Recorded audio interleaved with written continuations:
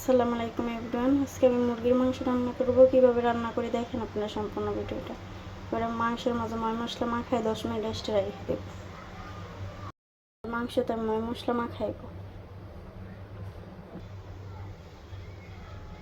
হলুদ গুঁড়ো,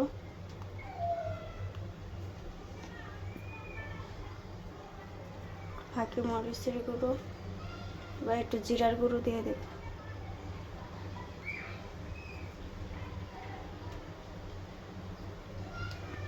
এবার একটু রান্নার তেল দিয়ে ম্যারিনেট করে ধুইব।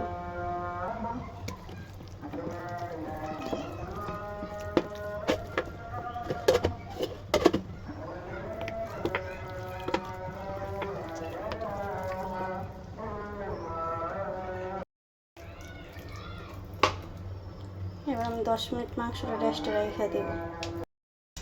চুলায় কড়াই বসে তেল দিয়ে দিচ্ছি। এবার মাংসগুলো দিয়ে দেবো ভাজার জন্য।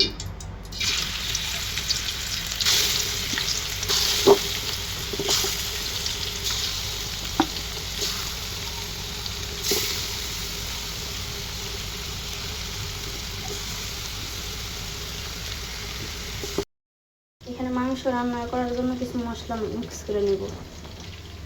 1 চামচ ফাঁকি মরিচের গুঁড়ো, একটু দিয়ে দিলাম ফাঁকি মরিচ গুঁড়ো, 1 চামচ হলুদ গুঁড়ো, জিরার গুঁড়ো, আধা চামচ ধনিয়ার গুঁড়ো, 1 চামচ লবণ,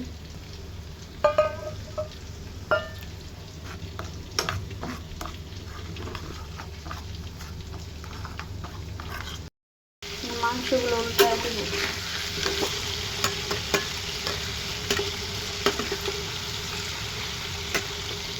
আগে 3 মিনিট বাইরে বানাই দিই।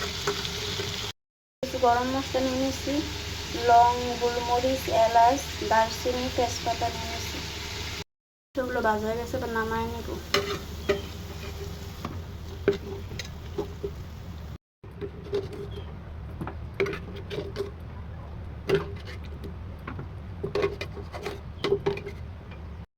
মাংস ভাজার তেলটাই কড়াইতে নিয়ে নিলাম। এবার এখানে গরম মশলাগুলো দিয়ে দেব,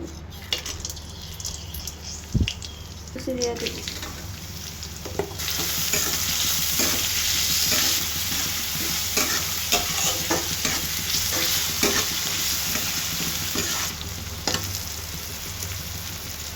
পেঁয়াজগুলো ভাজা হয়ে গেছে, এবার এখানে কিছুটা বাদা পেঁয়াজ দিয়ে দিব।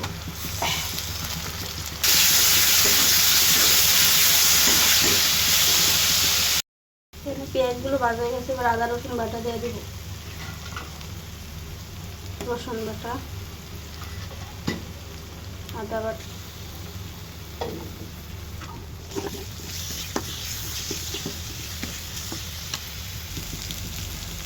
মশলাটা ভাজা হয়ে গেছে, এবার মশলাটা দিয়ে দিব, গুলা রাখা মশলাটা।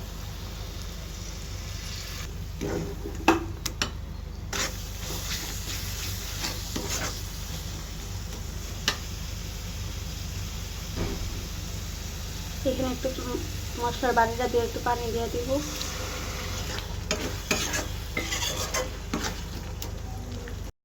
এবার ঢাকনা দিয়ে 10 মিনিট মশলাটা কষায় নেব। ঢাকনাটা খুলে দেখবো মশলাটা কষানো হয়েছে। মশলাটা খুব ভালো করে কষানো হয়ে গেছে, তেল ছেড়ে দিচ্ছি।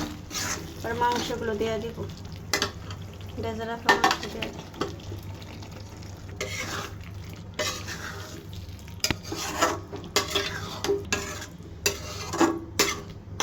মাংসটার মশলার সাথে 10 মিনিট কষায় নেব ভালো করে। ঢাকা দিব, মাংসটা একটু লাড়া দিয়ে পানি দিয়ে দেব।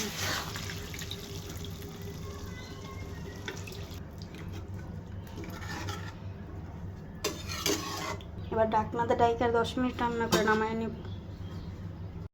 এবার আমি ঢাকনাটা খুলে তরকারিটা একটু লাড়া দিয়ে দিব। মাংস তরকারি রান্না হয়ে গেছে, এবার নামায় নিব। আমার মুরগির মাংস রান্না হয়ে গেছে। আপনারা এইভাবে রান্না করে খাওয়া দেখবেন কেমন লাগে। আসসালামু আলাইকুম, সবাই ভালো থাকবেন।